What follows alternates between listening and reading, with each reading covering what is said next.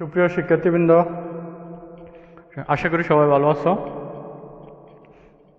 আমরা theory of structure ক্লাসে আমি সবাইকে স্বাগত জানাচ্ছি। আমরা আজকে একটা তোমার হিঞ্জ সাপোর্ট যুক্ত দুইটা বিমের কম্বিনেশন, হিঞ্জ সাপোর্ট মাঝখানে থাকলে যেভাবে তোমার শিয়ার ফোর্স এবং বেন্ডিং মোমেন্ট ডায়াগ্রাম সলিউশন করা লাগে, এই টাইপের আমরা একটা বিমের সমাধানে আসবো। দেখো, চিত্র প্রদর্শিত বিমটি শিয়ার ফোর্স এবং বেন্ডিং মোমেন্ট ডায়াগ্রাম অঙ্কন করো।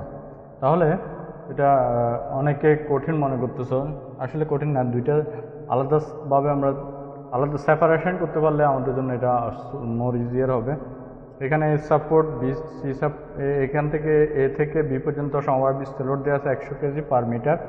সিতে হিঞ্জ সাপোর্ট দেওয়া আছে, বিতে একটা নর্মাল রোলার সাপোর্ট দেওয়া আছে, তারপর হচ্ছে তোমার ডিতে একটা পয়েন্ট লোড দেওয়া আছে। তাহলে আমাদেরকে বের করতে হবে অ্যাসেট এবং বিএমডি ডায়াগ্রাম। তাহলে আমরা কীভাবে বের করব? আমরা একটা জিনিস লক্ষ্য করি, এটা যেহেতু ক্যান্টিলিভার, এটা যেহেতু ফিক্সড সাপোর্ট, তাহলে এটা নিশ্চয়ই ক্যান্টিলিভার বিম। ক্যান্টিলিভার বিমে তো আর এদিক থেকে সাপোর্ট হয় না, তাহলে নিশ্চয়ই উপর থেকে একটা লোড থাকবে। আর এটা যেহেতু একটা সাপোর্টের উপর আছে ওভার হ্যাঙ্গিং অবস্থায়, তাহলে নিশ্চয়ই এখানে আরেকটা সাপোর্ট এভাবে থাকবে, তাহলে এটা ওভার হ্যাঙ্গিং হবে। বুঝতে পারছো নিশ্চয়? দেখো, এই একটা সাপোর্ট, একটা সাপোর্ট, তাহলে এটা ওভার হ্যাঙ্গিং হবে। অর্থাৎ ব্যালেন্সিং কন্ডিশনে বা সাম্যাবস্থা আসতে গেলে আপওয়ার্ড একটা ফোর্স হবে এবং ডাউনওয়ার্ড একটা ফোর্স হবে। তাহলে দেখো, আমরা এখানে বুঝতেই পারছি এখানে একটা সাপোর্ট আছে। এর আগে আমরা বিমটি আলাদা করে ফেলি, আলাদা না করলে বুঝবে না।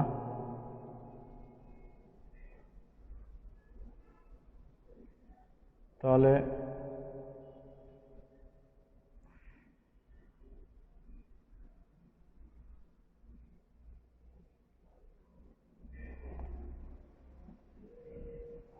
আলাদা করলে ফিগারগুলো ইজিলি তোমরা বুঝতে পারবা, পরীক্ষার হলে ভুল করবা না, তোমরা একই সিস্টেম অঙ্ক করবা। দেখো, এখানে একটা ফিক্স সাপোর্ট দেয়া আছে, যার এখানে সমবায় বিস্তর লোড দেয়া আছে।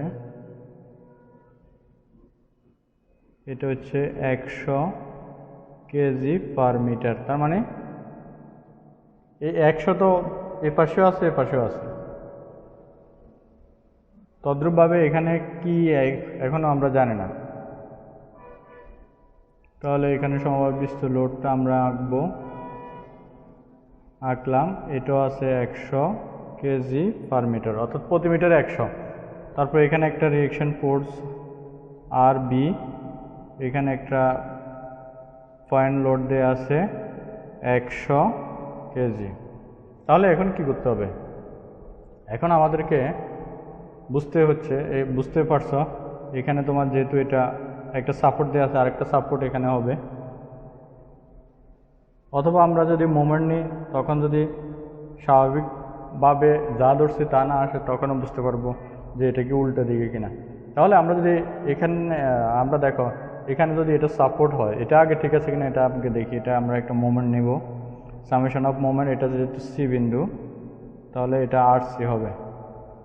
এটা সি বিন্দু, এটা বি বিন্দু, আর এটা ডি বিন্দু।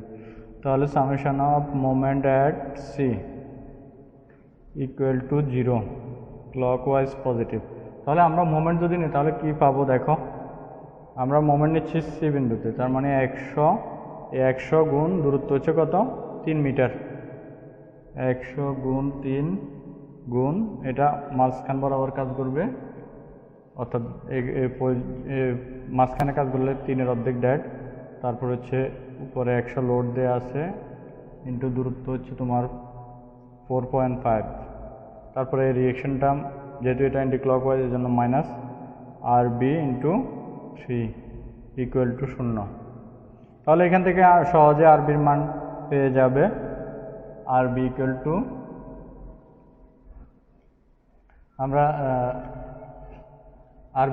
আমরা যেটা মান পাবো সেটা হচ্ছে 300।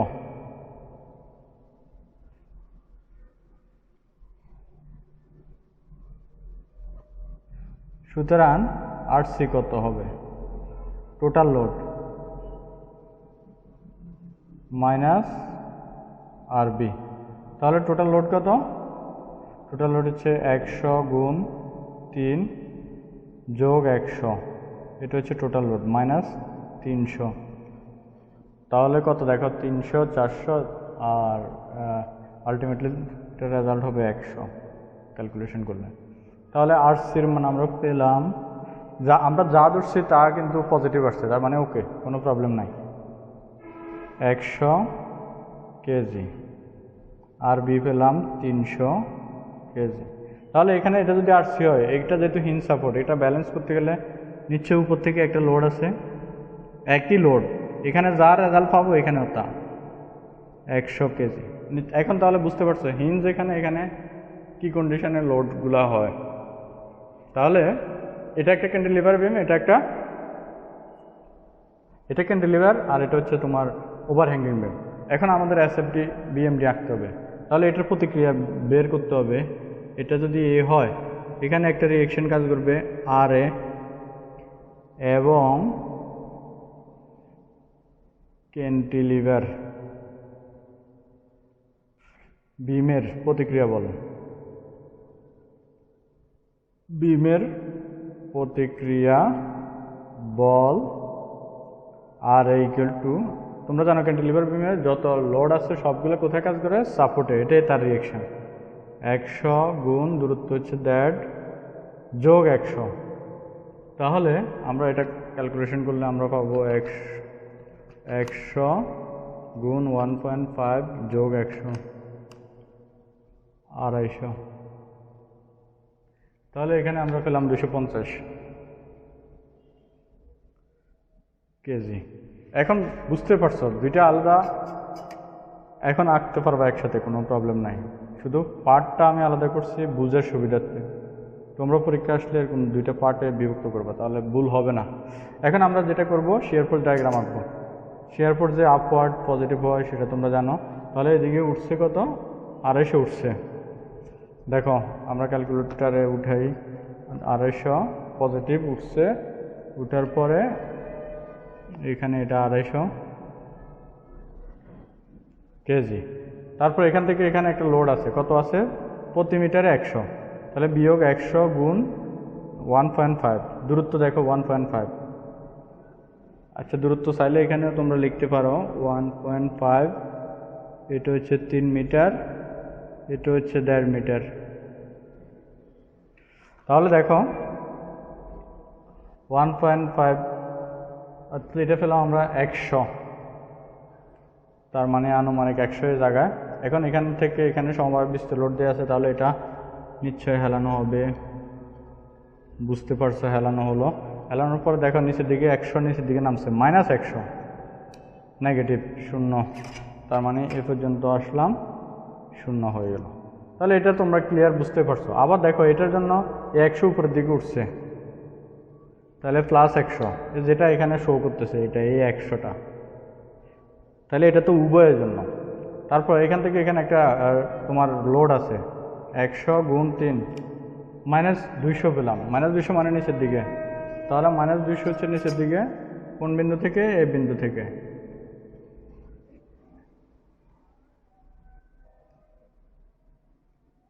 -200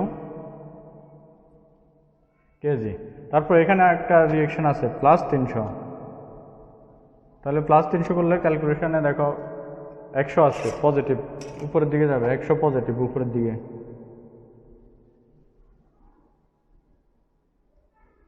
100 পজিটিভের পর এখান থেকে কোনো লোড নাই, সোজা চলে যাবা, সোজা চলে গেলাম। তার মানে এটা পেলাম আমরা 100। আবার 100 নিচের দিকে নামছে, তার মানে -100 ইকুয়াল টু 0। তার মানে আমাদের হয়ে গেছে। তাহলে এখন আমরা ব্যান্ডিং মোমেন্ট ডায়াগ্রাম আঁকতে পারবো। এটা যদি আমরা এটা পাইছি পজিটিভ পজিটিভ নেগেটিভ পজিটিভ। তাহলে শিয়ার ফোর্স ডায়াগ্রামটা তোমরা বুঝতে পারতেছ। শিয়ার ফোর্সের ডায়াগ্রামে হ্যাশ করব আমরা, হ্যাশ করলাম। এখানে 100 মানে এখানে 100 চাইলে লিখতে পারো অথবা মাঝখানে লিখলে হবে। এখন আমাদের এটা হচ্ছে এস এফ ডি ডায়াগ্রাম। আমরা এখন আঁকবো বিএমডি ডায়াগ্রাম। তাহলে বিএমডি ডায়াগ্রামটা কিভাবে আঁকবো দেখো। বিএমডি ডায়াগ্রামের জন্য তোমাদেরকে এসএফডির দিকে খেয়াল রাখতে হবে। এসএফডি যেহেতু এটা তোমার ক্যান্টিলিভার, এই অংশটুকু ক্যান্টিলিভার, তাহলে আমরা একটা একটা করে শুরু করি। এই অংশটুকু ক্যান্টিলিভার, ক্যান্টিলিভার বিমের মুক্ত প্রান্ত মানে এখানে 0 আর এখানে হচ্ছে সর্বোচ্চ নেগেটিভ। তাহলে এটার ক্ষেত্রফল হাফ ইন্টু এ মানে হচ্ছে 250, বি মানে হচ্ছে 100, ট্রাপিজিয়ামের ক্ষেত্রফল half into A plus B into H, H মানে হচ্ছে দূরত্ব, আনুভূমিক দূরত্ব ইন্টু দ্যাট, তার মানে 262.5। এটা হচ্ছে মাইনাস এরকম কার্ভ হবে 262.5 কেজি মিটার।